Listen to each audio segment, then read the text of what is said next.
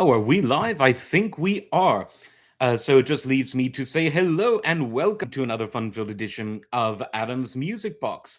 It is, in fact, the Sunday streaming edition, and I want to talk about AI. Oh God, not another show about music AI. Well, I couldn't think of anything else to think about.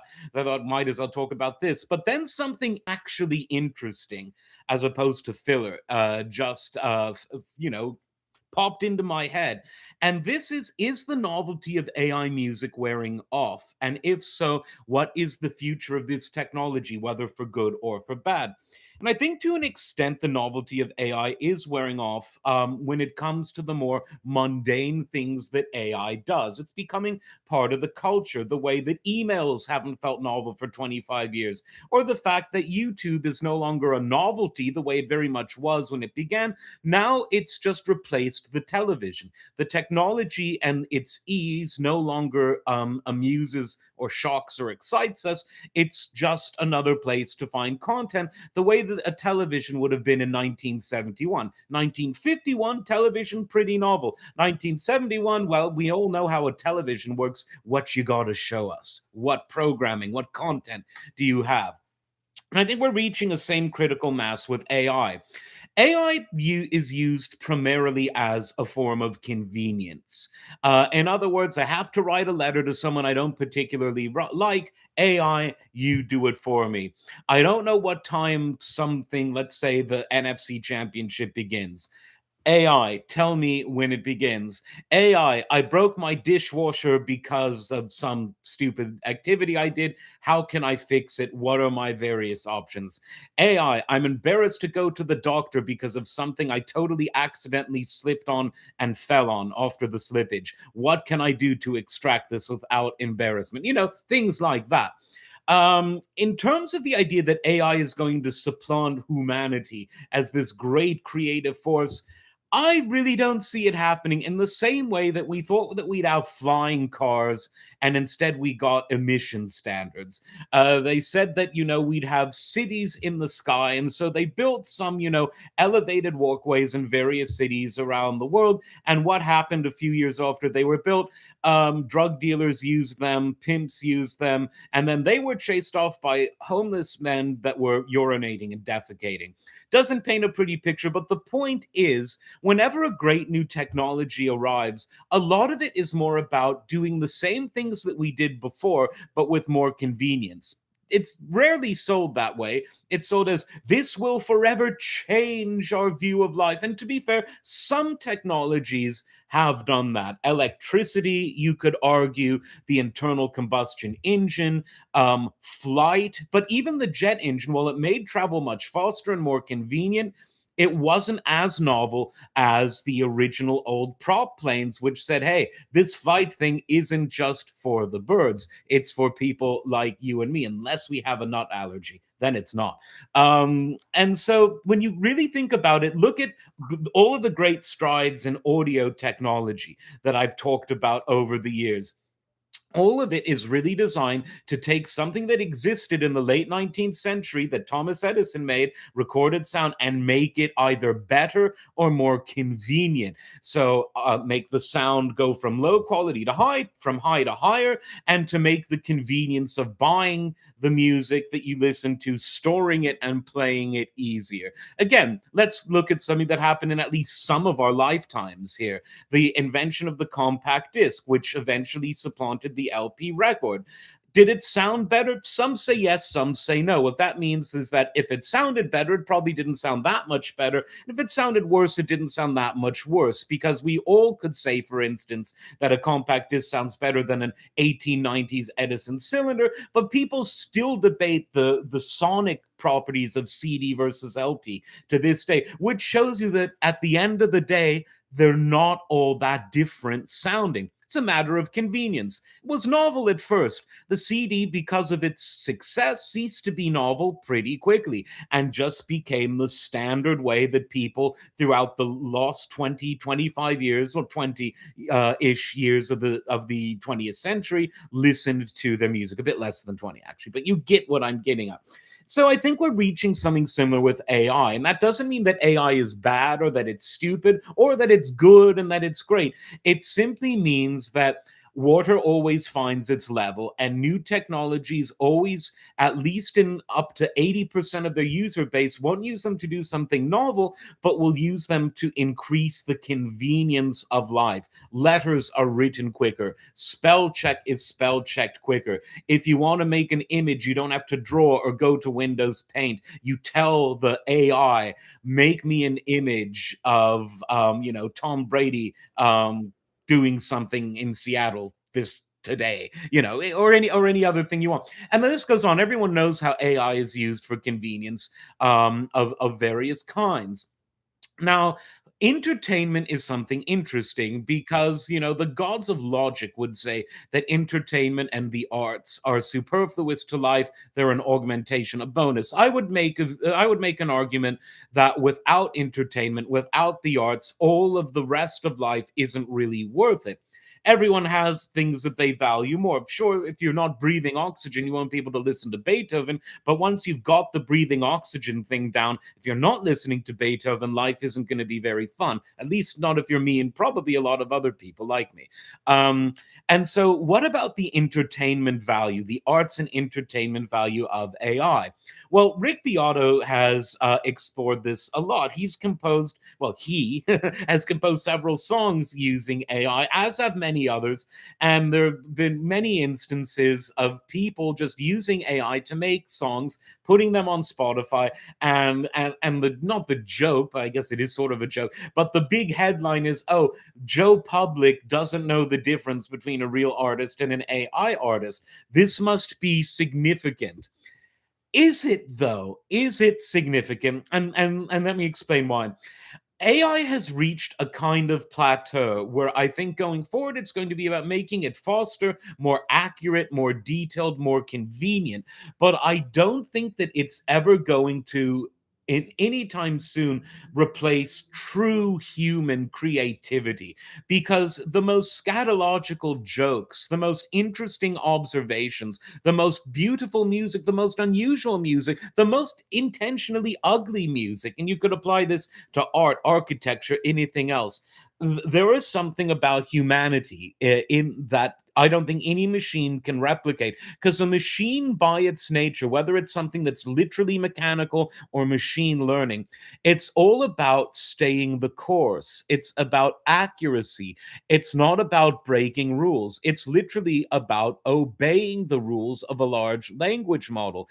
And when it comes to the arts, all of the truly great things have happened when someone breaks the rules, whether their own rules, whether the rules of convention, whether the rules of society, whether the rules of church and state, whether the rules of an ethnic or racial group, whether the rules of a local municipality with certain characteristics. That's where great art happens. The greatness of art comes in the ability to challenge, to offend, to make you cry, to make you laugh. All of these emotions, which take place in a very broad Overton window, these emotions are what happens when you color outside the lines and think outside the box. And a machine is only doing its job if it does the opposite. A machine's job is to be accurate, a machine's job is to deliver the goods. A machine's job is to be subservient. And even when you ask a machine to do something that might appear somewhat autonomous and somewhat creative, it's all in the name of serving some very practical purpose, whether it's the prompt of a single person, whether it's a company trying to analyze financial records. It's all about obedience. AI is essentially the robot version of an anthropomorphic slave. And this we can contrast with the very human characteristics that create great art, which is everything that isn't, with, rebellion, breaking free. Conformity doesn't really make good art. You could argue that it can at times make for financially successful commerce that sells products that smell like art and that may in fact entertain some, albeit temporarily. But the kinds of songs that you're going to sing at a karaoke night, the kinds of music you're going to put in your videos that you make, the kinds of music that keeps you up at night or soothes you to bed hours before, those are going to be made by the Whoms. Those are going to be the products of human ingenuity and human creativity, because human creativity isn't unique because it's so much more accurate than that which can be replicated by a machine. It's that much more inaccurate than that which can be replicated by a machine. And so in this sense, I think that man and robot can live side by side, in perfect harmony, because well, we'll need a peace board to make sure of that, but in theory anyway, I think that man and robot can live side by side, because we're doing different things, we have different goals. And I don't mean to talk about robots as if they have goals, but the goals that we have for the machines we invent ourselves as a human race for our convenience, their duty, if you will, is very different than what humans have in terms of our goals and art. We've got a comment from Benjamin Manning Music. I'm going to read it. It says, I see it as best used as a tool. If a songwriter can't find backing musicians or production, then it's possibly useful, as long as it's sung with your musicians and voice and your own song. If not, then no. Yeah. And I think there's a lot to that. And that, again, I think that comment is very important because it helps strip back some of this novelty that we associate with AI. Because what you're talking about there is what MIDI was able to do in the 80s, what drum machines were able to do even going back into the 70s, what multi-track tape recording was able to do before that. In other words, increase a musician's convenience, because the composition process before electricity, well, it was either a guy or a gal at a piano or a guitar or some other instrument working things out. If they were musically literate, they'd write it out. And it was a slow process, not agonizing as some might portray it as, unless you're writing a lengthy symphony.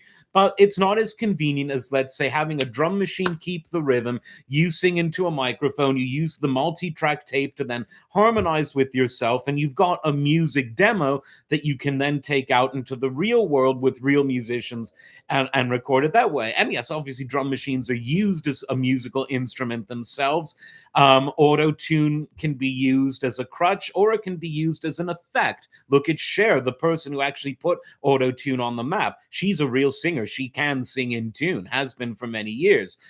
She used auto tune on her comeback hit. Well, it's, I think, her third comeback hit. She had many comebacks, I believe. She used autotune as an effect. I'm sure AI can be and will be and is being used as an effect, as well.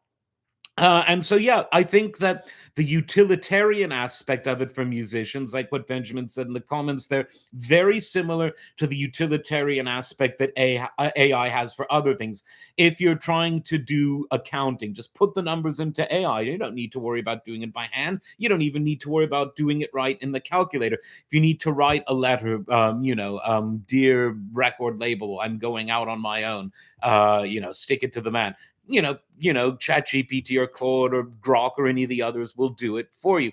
So again, it's a matter of convenience, and it's not really anything new in the sense that musicians have always relied on various technologies to make the composition process and later the recording process, making a demo, less strenuous. In the same way that when we want to write a letter and we don't know how to spell, we want to make the process less strenuous. Believe it or not, people, when they didn't know how to spell, had to go to a dictionary and look through, okay, the word is abacus, A B. Where could this be? Abacus, an instrument to calculate numbers that was quite popular before AI, or something similar. So there is that. And so all of this talk of, oh, I'm worried that AI is going to replace human music, not in any real sense. It might replace music, it might replace background music, it may well replace pop music backing tracks, certainly, and maybe even vocalists in pop music who aren't really doing anything that novel or creative. Because if you're using your humanity just to conform and to be as similar to the man or woman before you as you can be, then you're kind of acting like a machine. And this is actually something funny that Bill Bruford, the great drummer, mentioned. He said that all throughout the 80s and 90s, the manufacturers of drum machines and drum MIDI devices were trying to get the drums to sound as human as possible. And what were the human drummers trying to do with their craft at the time? They were trying to drum as mechanically as possible to say, look, machine, I'm better than you. And so there may well be some of that, whereas the AI tries to sound more and more human, the humans will try to sound more and more mechanical. But those types of things resolve themselves surprisingly, because just as the impetus for rebellion and thinking outside the box and coloring outside the lines is very strong in the human artistic creative spirit, so too are these things very much a matter of attraction for the listener. At the end of the day, when the listener wants to hear music as the main course, as opposed Bee Gees album, by the way, good one, as opposed to the side dish, the backing music. When you really want to get into it, you are going to want to feel and hear and experience the sights, the sounds, the smells, Rip Rob Reiner, of music that can only come from the humanoid or from the whom even. And it doesn't matter what genre, it doesn't matter what sort of stylistic tendencies that one has. People like the human touch when it comes to these things. And so, again, machines are wonderful at making life more convenient, at making things safer. It's easier to defend yourself with a pistol than with a sword. It's easier to turn on a light than have to light a candle. It's easier to have a car than to have a horse if you want to get somewhere quickly. And if you, well, I mean, again, a horse. Why do we still? This is actually a funny example. We don't use horses really these days for their utility anymore. Cars are faster. Cars have air conditioning. Cars have those little screens with maps on them. Cars have leather seats. Cars have other things as well. They have that new, what did you? It's got that new pony smell. but people still like horses. Why? Because when you take the utility out of the horse still has some sort of emotional value for the human. It's a companion. It's a living and breathing thing. A car can never replace a living and breathing thing. Cars, you could say, well, this car's got personality, man, but that is a metaphor, or maybe it's a simile. Who knows? Who cares? But a horse, literally, as a sentient mammal, has a personality. It's companionship. You feel one with the trail when you're on the horse. And so it just goes to show you, well, why do we still have candles? Well, we don't have as many as we used to, but you can have things like scented candles. You don't really want scented electricity. That's a sign of a fire hazard. They have a certain look, a certain ambiance, as they say, a certain feeling. So we still have candles. What else do we have? There's still some people that like to rake their leaves by hand. They don't need to, but some people like that sort of rustic feeling. And again, the microwave, it's very convenient, but it doesn't cook the food as well. So there's all of these examples of how, for all of the science fiction about how technology can elevate the human spirit, most of this elevation actually comes not through what the technology does directly, but from what the technology allows us not to do. We don't have to have a hamster on a bicycle to produce enough energy to create a signal to broadcast a radio frequency. We have electricity. And again, this list goes on and on. Look at the modern smartphone. Most of the things that a smartphone does existed long before it was invented. The telephone, 100 years or more older than the smartphone. The camera, even older than that. The sound recording, again, 100 years plus older than the smartphone. The calculator, 60 years older. What else do smartphones do? A photo album. Well, a book is basically an album to put photos in. That's older than the photos themselves. And so there's very little. A compass, you can have a compass on your phone. So all of these things things that a smartphone does and does very well. It's not so much a matter of inventing something new, but it's about consolidating what you need to use a room. Okay, my camera's there, my typewriter's over there, my photo album's here, my microphone and tape recorder and dictaphone, that's a real thing, boys and girls, is over there. My calculator is over there. My collection of books is over there. My collection of naughty books is over there. All of these things now exist on one thing that can fit in the palm of your hand. And so the essence of and I'm not degrading technology by associating it with utility. Utility frees up the human spirit to do all of the creative outside the box thinking. And yes, sometimes we succumb to conformity, but this is true in any age, and it is true about any technology. And so, is AI the future? Sure, it is. But so was email. And so was the telephone, and so was television. And there are elements of the fundamental spirit of humanity that no technology can kill. And that if we live in a moral enough and balanced enough and enough, safe from crime is what I'm referring to, society, then we can actually use this technology to be more creative, so long as we don't lose the will, so long as we don't lose a spiritual center, and so long as we don't become demoralized. That's what I think of AI music anyway. Let me know what you think. And as always, like, subscribe, and we will see you next time. Take care.